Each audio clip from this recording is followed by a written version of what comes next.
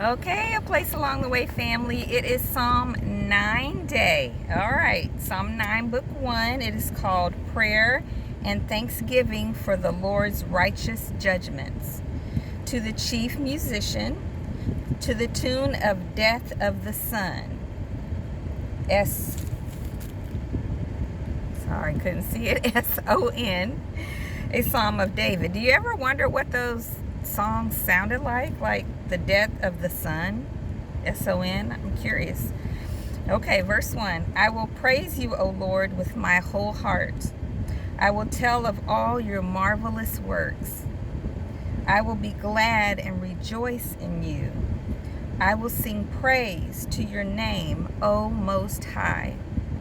When my enemies turn back, they shall fall and perish at your presence. For you have maintained my fight and my cause. You sat on the throne judging in righteousness. You have rebuked the nations. You have destroyed the wicked. You have blotted out their name forever and ever. O enemy, destructions are finished forever, and you have destroyed cities. Even their memory has perished. But the Lord shall endure forever. He has prepared his throne for judgment. He shall judge the world in righteousness, and he shall administer judgment for the peoples in uprightness.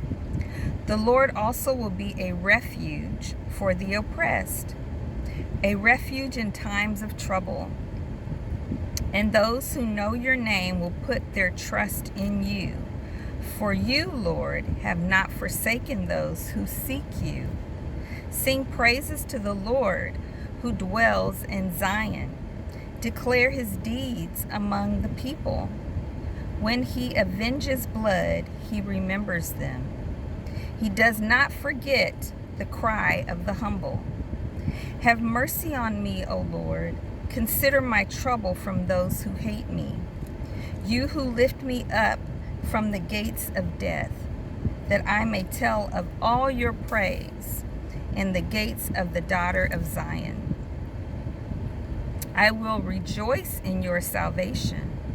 The nations have sunk down in the pit which they made. In the net which they hid, their own foot is caught. The Lord is known by the judgment he executes. The wicked is snared in the work of his own hands. Meditation, Selah. The wicked shall be turned into hell, and the nations that forget God. For the needy shall not always be forgotten. The expectation of the poor shall not perish forever. Arise, O Lord, do not let man prevail. Let the nations be judged in your sight. Put them in fear, O Lord, that the nations may know themselves to be but men. Amen. All right, let's see. The notes say verses 1 through 10. 1 through 10. Oh, so it's saying, I'm looking at the wrong note, y'all. Hold on. No, that was right. It says, the note is for chapter 9, verse 1 through chapter 10, verse 18. It says, Psalm 9 and 10 form an alphabetical acrostic poem with the words beginning each stanza corresponding to the letters of the Hebrew alphabet. The Greek and Vulgate, which is the Catholic translation of the Bible, the Greek and Vulgate Bibles count these as only one psalm. So instead of Psalm 9 and 10, they have Psalm 9 that goes from verse 1 through 10, 18. All of that is one psalm for them. Although Psalm 9 deals with corrupt nations outside Israel, and Psalm 10 deals with corruption in the nation of Israel.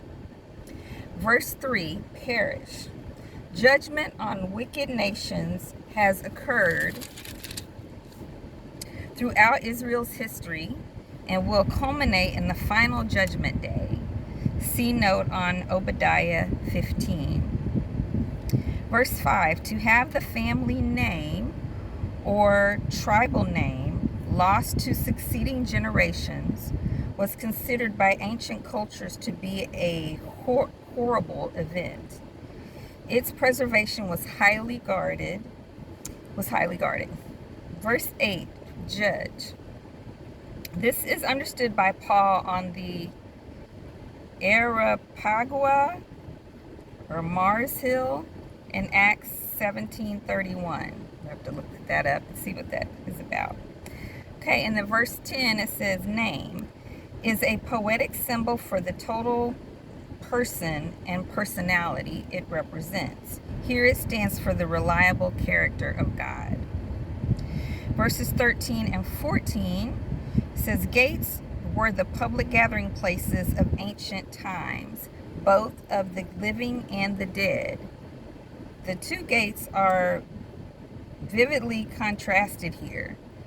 Death, Hebrew Sheol, the thought of the place of the dead being like a walled city with gates, is carried into the New Testament, Matthew 16:18, where the Greek Hades is equivalent. Verse 16, meditation, it says the Hebrew for the word, I can't see y'all, Higgion, is hard to translate, but seems to have the thought of a solemn or harmonious sound. 92:3, or I guess Psalm 92 verse 3. Verses 17 and 18, hell, it says is the same word translated death, Hebrew Sheol, in verse 13. The thought is that the wicked nations will be destroyed, brought to the grave, for God will not let them continually oppress the poor. And I think that is it for Psalm 9. All right, thank you guys. Have a blessed day. I love you, and I'll see you tomorrow.